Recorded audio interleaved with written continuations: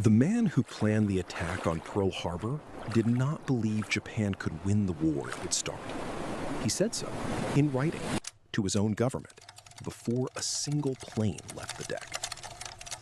In the last episode, the Navy's most secret code was read by the enemy, and the Navy's most important commander was killed when his travel schedule was intercepted and decrypted. That commander had a name.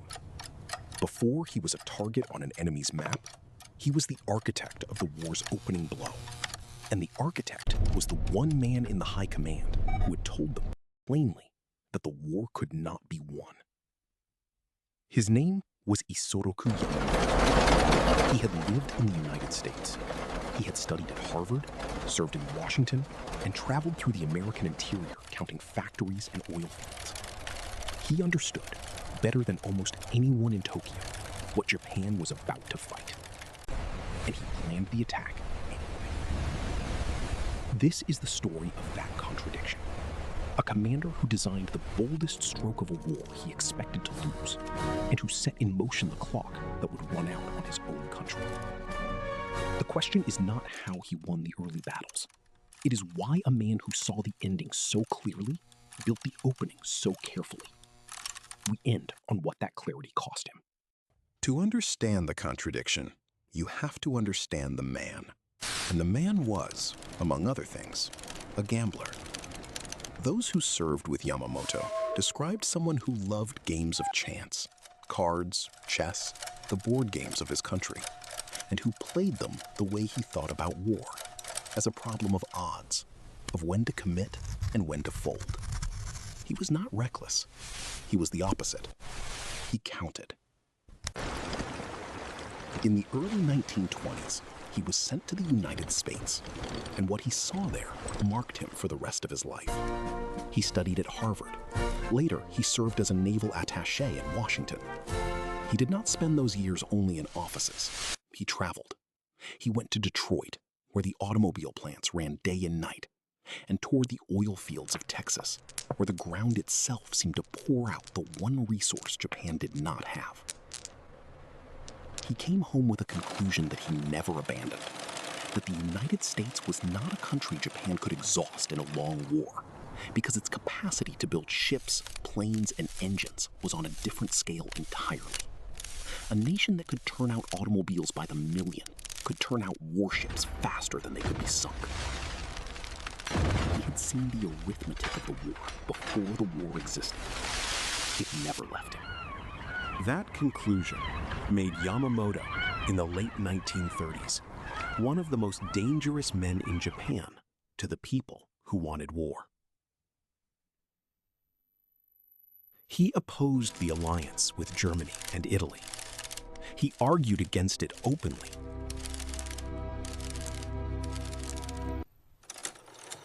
Inside a navy and a government drifting toward it. He believed the pact would draw Japan into a conflict with the United States and Britain that it had no business starting.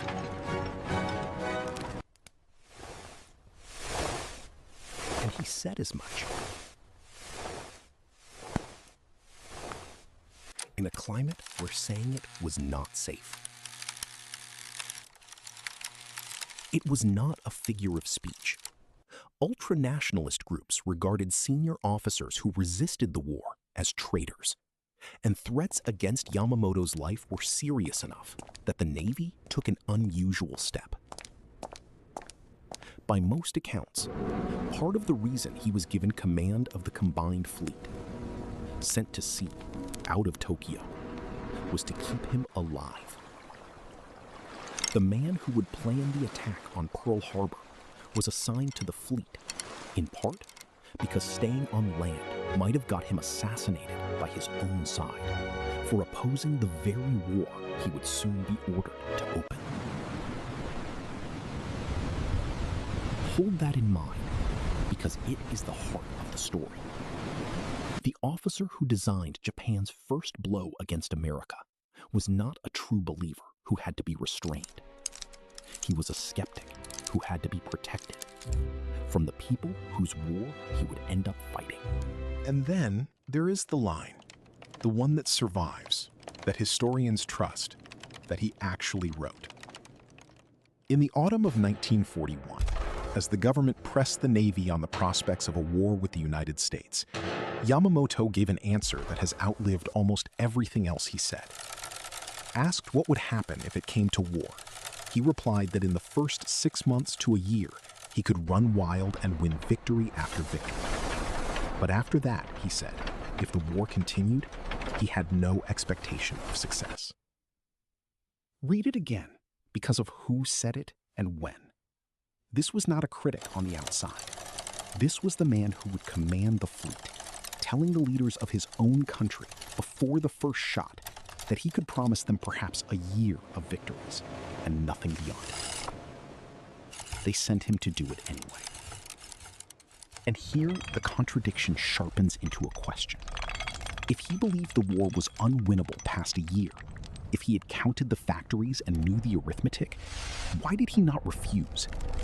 Why did he instead design the most audacious operation of his career, the strike that would start the very war he dreaded?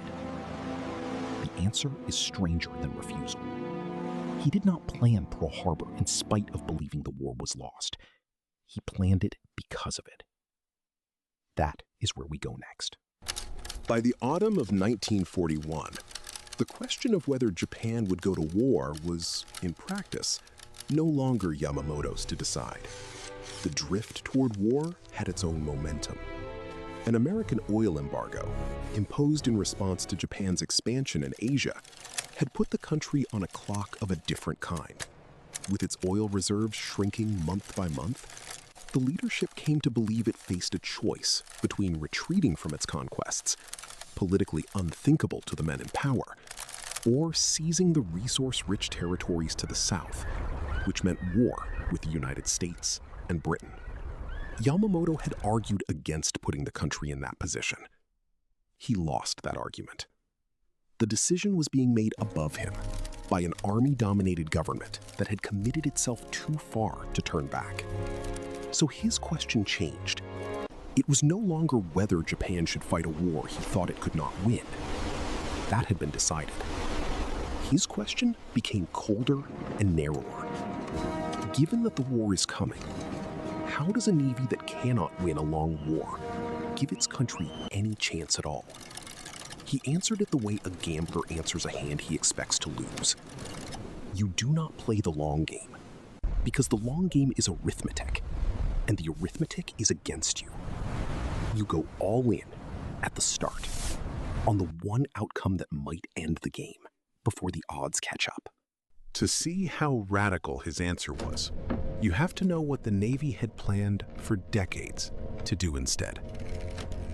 For a generation, Japanese naval strategy had rested on a single idea, sometimes called the intercepted doctrine. The assumption was that in a war with the United States, the American fleet would have to cross the vast Pacific to reach Japanese waters. As it came, it would be worn down by submarines, by aircraft, by smaller engagements, until weakened and far from home, it could be met in one great decisive battle near Japan and destroyed. It was a defensive plan. It was patient. It waited for the enemy to come. Yamamoto rejected it. Waiting to him was the one thing Japan could not afford, because waiting was exactly the condition under which American industry would win. Every month the war lasted was a month the factories he had seen turned more steel into more ships. A patient war was a lost war. So he proposed the opposite of patience. Instead of waiting for the enemy fleet to come across the ocean, Japan would cross the ocean first and strike the enemy's main fleet where it sat, in its own harbor, in the opening hours of the war, before it could move at all. It was a reversal of everything the Navy had prepared for, and it depended on a weapon the old doctrine had treated as secondary. That weapon was the aircraft carrier. The battleship had ruled naval thinking for half a century. The decisive battle the old doctrine imagined was a clash of great guns. Yamamoto's plan put the carrier at the center instead. Massed carriers, their aircraft launched together, striking a target thousands of miles away across open sea. The fleet would have to assemble in secret, cross the northern Pacific in radio silence to avoid detection, and arrive undiscovered within flying range of a target it had never approached in war. It was, by the standards of the time, close to reckless. Senior officers on the naval staff doubted it could be done, and doubted it should be tried. The risks were enormous. Discovery in transit, a storm, a single reconnaissance plane in the wrong place, and the heart of the fleet could be lost in a single morning. Yamamoto forced it through. When the naval staff resisted, he made it personal. By most accounts, he let it be known that if the operation was not approved, he would resign his command. The threat worked. The man who did not believe in the war staked his career on being allowed to open it in the most dangerous way possible. He got his way. And in getting it, he committed Japan to a gamble that made sense only under one condition. A condition that, by his own arithmetic, could not be met. Here is the condition, and here is the flaw at the center of the whole design. Yamamoto's plan was built to deliver a single, stunning blow, to cripple the American fleet at the outset, buy 6 months to a year of free movement, and seize a defensive perimeter so wide and so strong that the United States, facing a long and bloody campaign to retake it, would decide the cost was not worth it and agree to a negotiated peace. That was the theory of victory. Not conquest, not the destruction of America. A shock so severe that the enemy would choose to talk. But nothing in the plan could make that happen. The blow could sink ships. It could not change minds. And the one country Yamamoto understood better than his colleagues was precisely the country least likely to respond to a surprise attack by seeking terms. He had seen its factories. He had also, by living among its people, seen something harder to measure. That an attack without warning was the surest way to unite. So he built a perfect opening move for a game he had already told his government could not be won. The operation was brilliant in its mechanics and hollow at its core. It assumed an enemy who would behave in the one way an enemy was least likely to behave. And the man who designed it may have understood that better than anyone, which makes what happened next not a surprise to him, but a confirmation.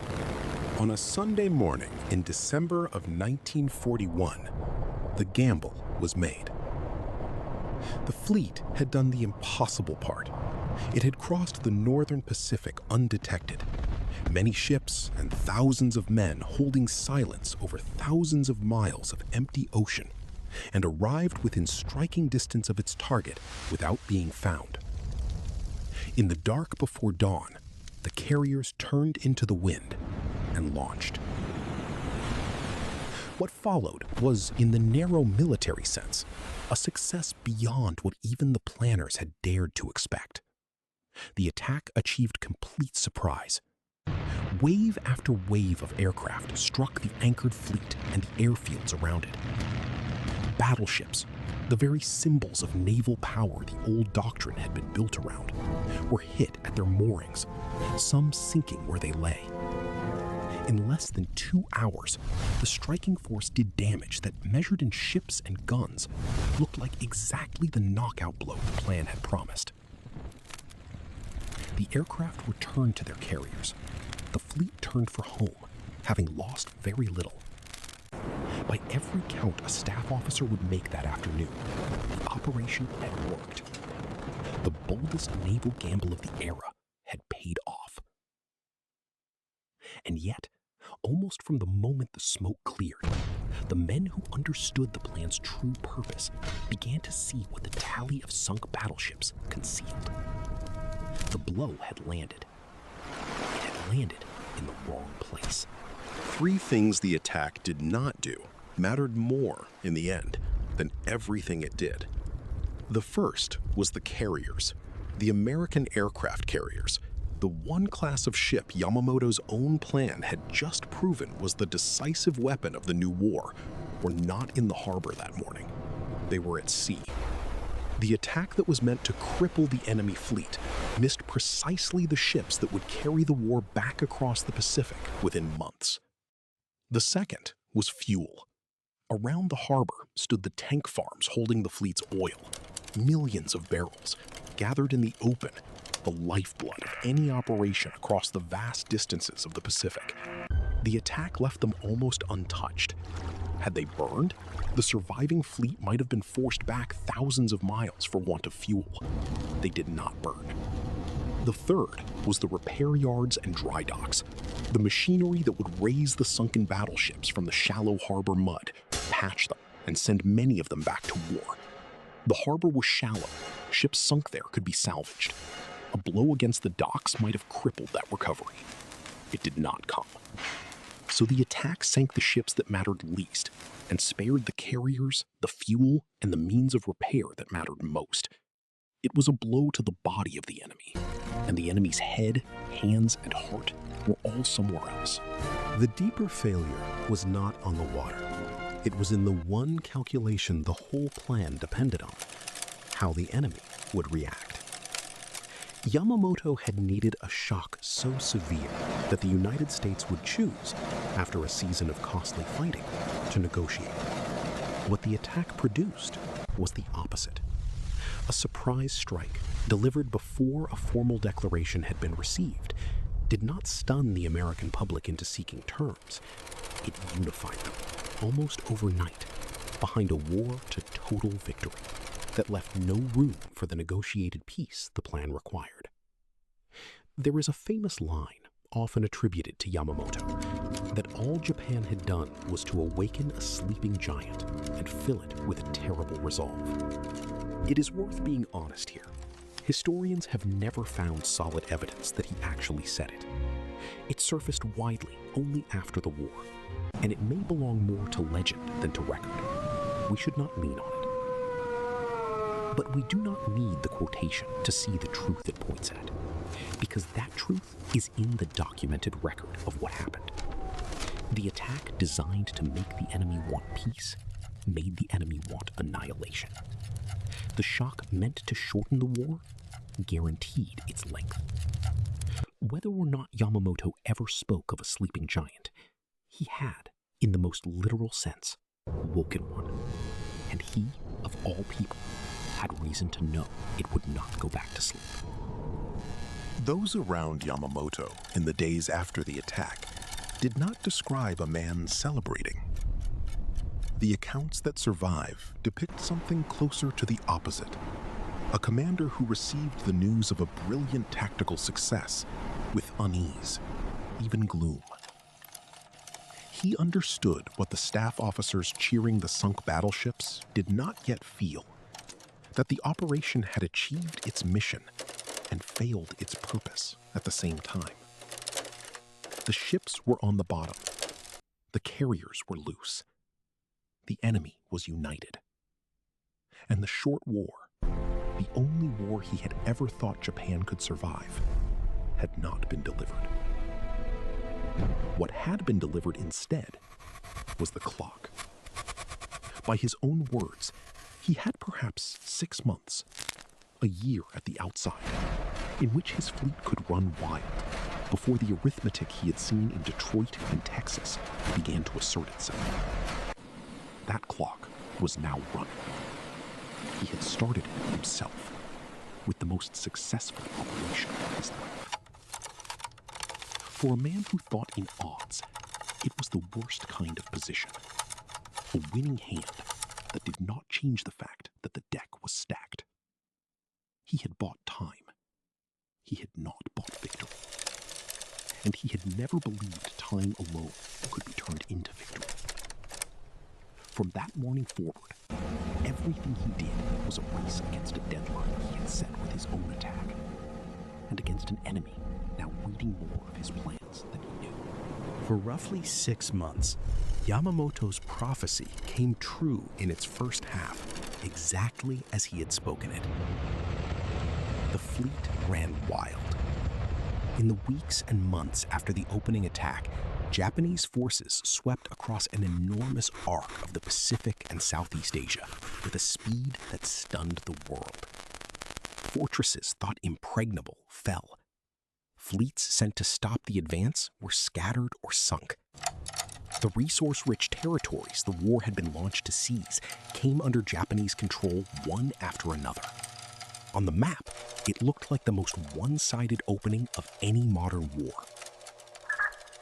This was the season of victory he had promised, and it is important to say that the victories were real, and that they were, in part, the fruit of exactly the boldness he had forced on a doubtful staff. For a few months, the gamble looked not just successful, but visionary. But Yamamoto, by the accounts of those near him, watched the triumphs with the clock always in view.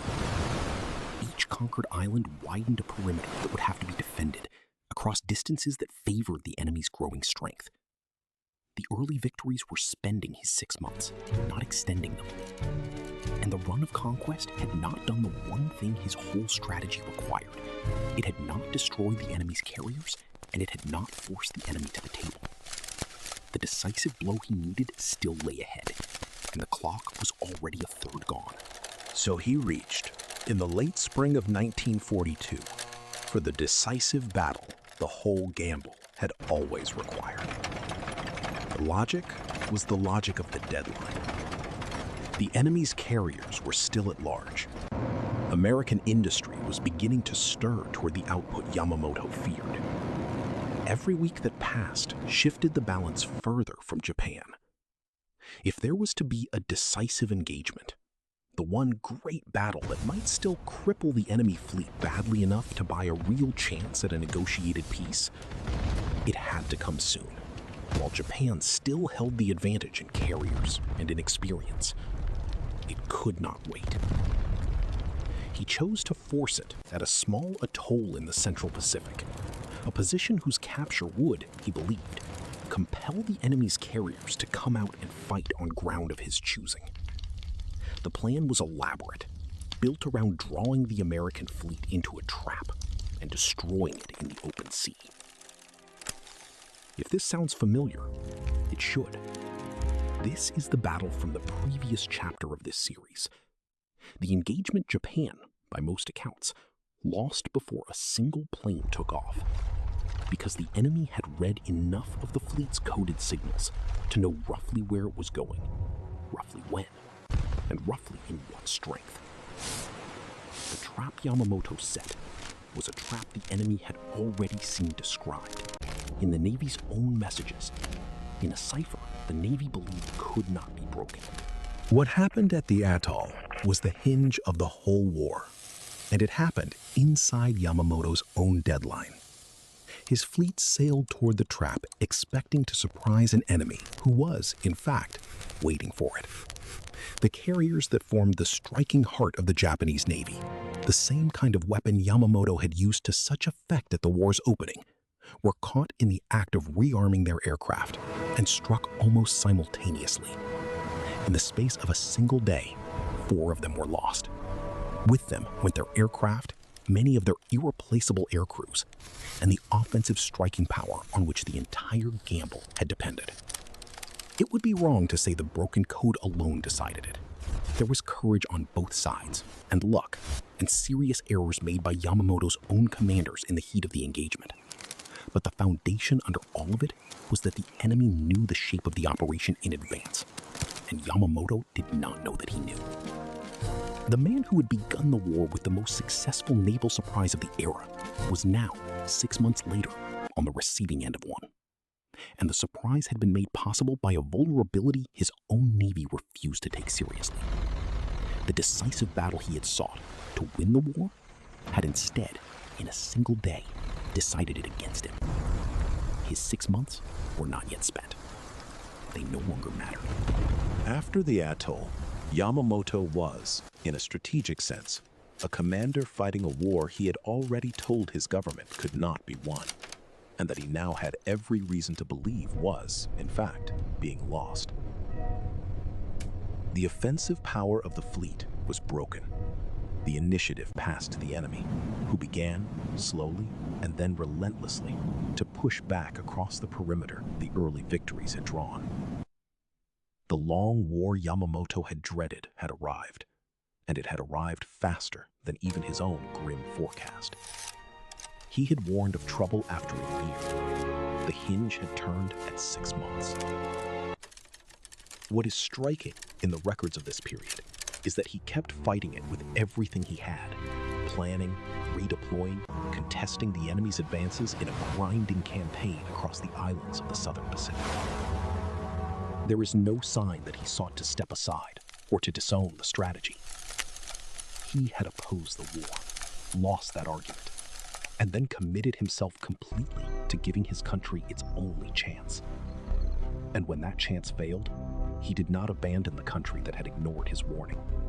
He stayed and fought a defensive war he no longer had a theory to win. He did not have to live with that contradiction for long. Within a year of the battle that turned the war against him, the same weakness that had doomed his fleet would come for the man himself. In April of 1943, Yamamoto set out on an inspection tour of forward bases in the Southern Pacific to visit the units fighting the grinding campaign and, by the accounts of the time, to steady the morale of men under enormous strain. To coordinate the visit, his itinerary was sent out by radio. The precise schedule, the stops, the timings, transmitted in the Navy cipher to the bases that would receive him. He was, by habit, punctual. The schedule could be trusted to the minute. It was intercepted. It was decrypted. And on the far side of that broken cipher, the enemy understood exactly what it was holding. The travel plan of the most important commander in the Japanese Navy, accurate to the minute, with the route passing within reach of long-range fighters. On the morning of the visit, those fighters were waiting.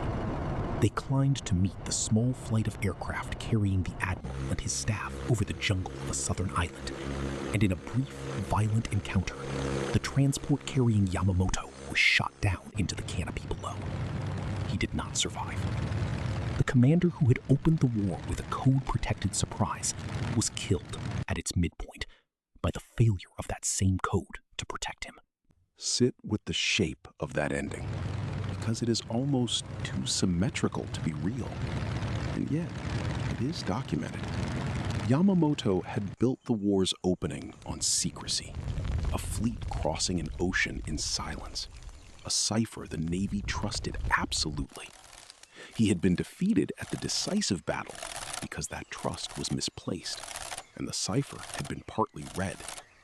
And now he himself was dead because the same cipher, carrying his own schedule, had been read once more. The man who feared the long war was removed from it by the precise vulnerability his Navy had been warned about and had refused to believe in. The story we told in the last chapter. Here, we should be careful, as we have tried to be throughout. Much of what is documented is solid. The interception, the decryption, the waiting fighters, the death. What is harder to pin down is the inner life behind the public arc. Exactly how much he despaired, exactly what he privately intended, exactly what he felt as the clock he had set ran down.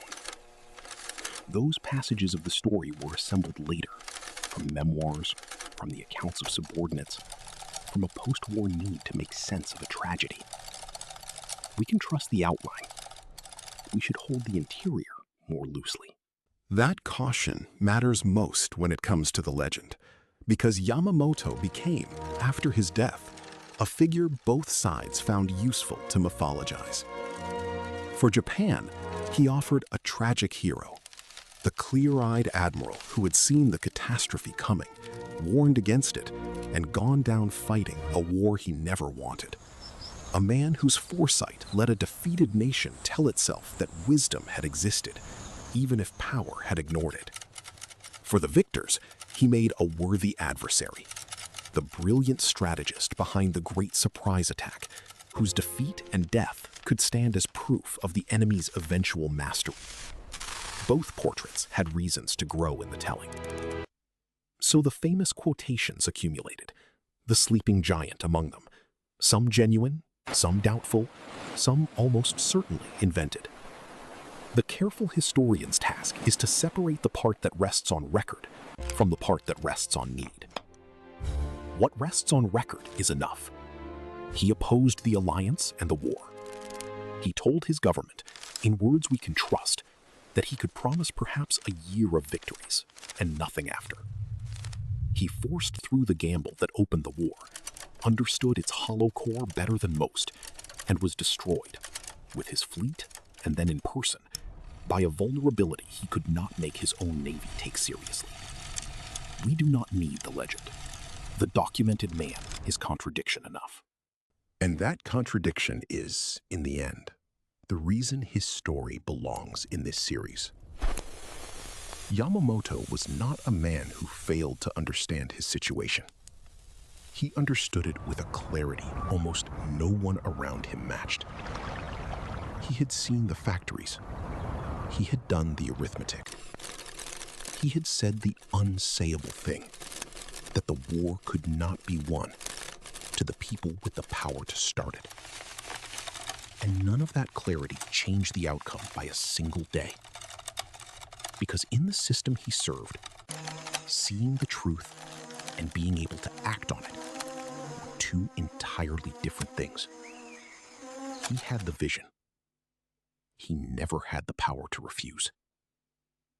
That is the deeper failure these episodes keep circling.